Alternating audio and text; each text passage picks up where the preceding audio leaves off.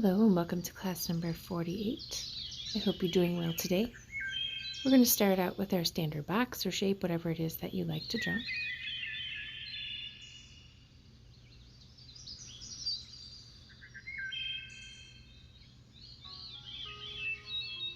So inside of here, anywhere in this space, you're going to draw kind of a wonky circular shape. What you're going to imagine that this is a section of a tree trunk, because that's what we're going to draw. So we're going to draw a bunch of wood sections. You're going to go around a second time, making it a little bit more uneven in some sections, and then you're going to fill that in. So what you want to kind of imagine is that this is the bark layer that you're drawing. So the dark sections kind of indicate where the bark of the tree is. It doesn't need to be a solid thing. It just kind of has a little bit of a darker, a thicker section in certain areas. Again, doesn't need to go all the way around. Just kind of has a random, because I'm sure the bark isn't all the same in every direction. I'm going to start on the outside. I'm going to draw some, my pen will work here. I'm going to draw some of the growth rings inside. Now these are not completely round and they don't completely match the shape of the tree itself. So I have maybe a wonky section on the bottom there. I have that little bump. I'm going to follow that. You can have some growth rings are a little bit bigger, a little bit wider in between the one next to it. So you kind of just draw your rings, again being very wonky and wavy without, they're not completely straight or circular. They're just very wonky and kind of follow a random pattern if you've ever looked at a trunk of a tree. So I'm going to leave a little bit bigger gap between some of them and just keep working my way to the center.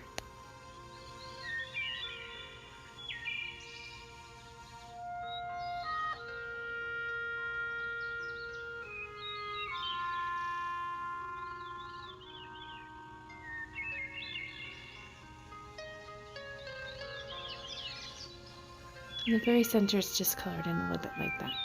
So now I'm going to do exactly the same thing, perhaps with a larger section, and it's going to go behind this first one. This is optional. You can have them just be next to each other.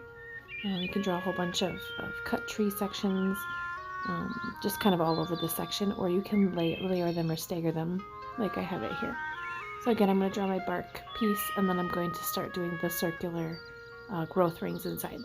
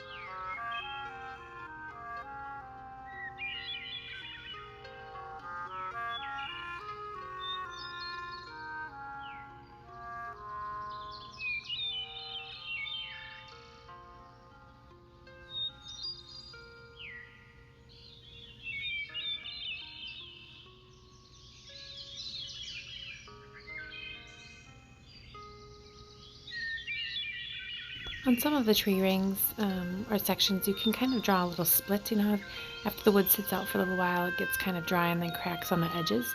You just kind of draw this straight little line that goes directly from the outside to the center of the tree, and it's just a short little piece. It's a little bit wider along the bark section and kind of gets skinnier where it splits at the top of the split point. So you can add some of those just to add a little interest to some of your tree sections if you wish. Again, that's optional.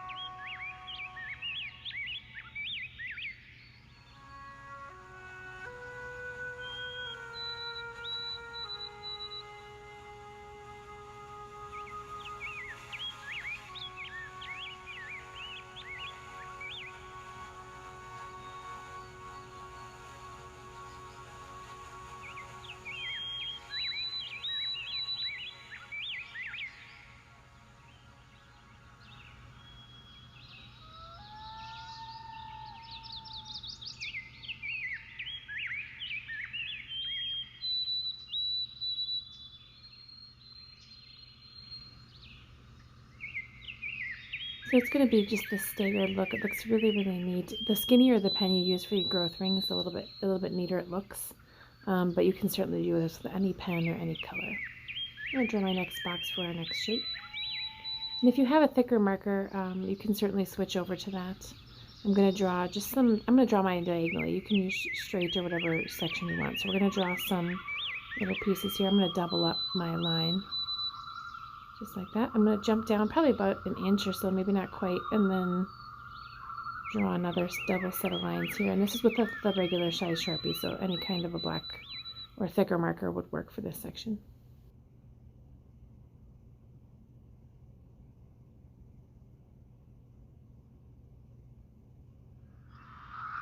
And you can make this section as thick as you'd like. It doesn't have to be, if you want a little bit wider section, or black section strip between each of your sections, that would be fine. Sorry, I can't talk tonight. Alright, so something just like that. I'm going to go back to my regular pen, and I'm going to draw another set of lines on each side of these. This is kind of like the border for the actual section. So I'm going to do one on the top and one on the bottom in each section. It's probably only about 1/8 of an inch. Oops, I missed one. Only about 1/8 of an inch from the black line, but you can make it as wide as you'd like. This is just kind of a border for the pattern that we're going to put inside it. So it is optional, but I do recommend that you have something there, whether it be a gray piece or, I don't know, something. Just kind of adds a little bit of a separation between the black line and this thin section here. I'm going to start on this end. I'm just going to pick a section here. I'm going to kind of work here. I'm going to draw an arch to the center point. You have to kind of eyeball it and then back up. So it kind of looks like a seagull. And then I'm going to draw an arched line going across and a double one there. And I'm going to color in the very center peak of this section. Now I'm going to go up probably about 1/2 inch or so. And I'm going to do exactly the same thing. I'm going to stop on top of the circle, or the semicircle that I drew from the first one. So I'm going to basically repeat this exact same pattern all the way through the entire strip. You can change it up however you'd like. If you want to do something else in here, that's certainly fine. But it's just going to come, let's see, sometimes they don't always land at the same height, so don't worry about that if yours is a little off. My right side here is a little higher than my left, but that's okay. It doesn't have to be perfect. It's just about calming your mind, just having fun and relaxing.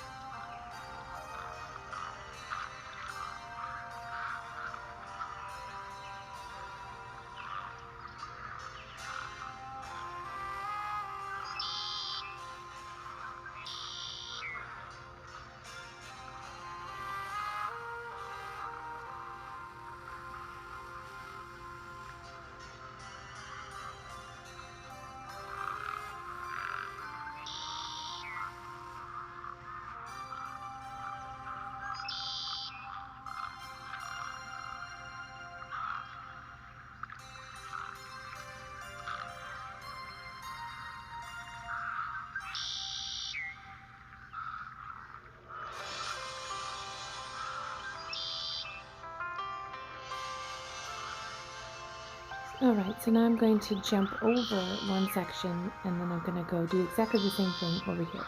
The reason that we're jumping over that section in between is because we're going to flip the paper and do it in the other direction. If you want yours to go all the same direction, you certainly can just keep filling in all of these sections in the same direction. It's entirely up to you.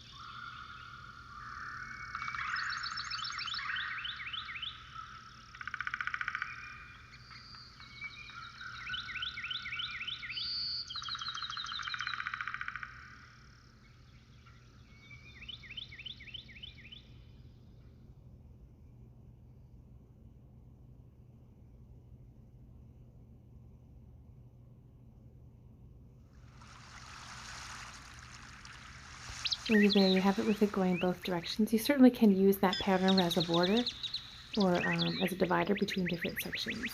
We do a little doodling here. So we're going to do what is called a teardrop cat. So it's going to start out here, very skinny at the top, and get bulbous at the bottom. So there's your teardrop, okay? So at the very point, you're going to draw a half circle, upside down, basically like a big smile. And then you're going to come down a little bit for the ear, go across, and come back up. So it has a smaller head, obviously, in proportion to the body. I'm going to shoot some whiskers off the side.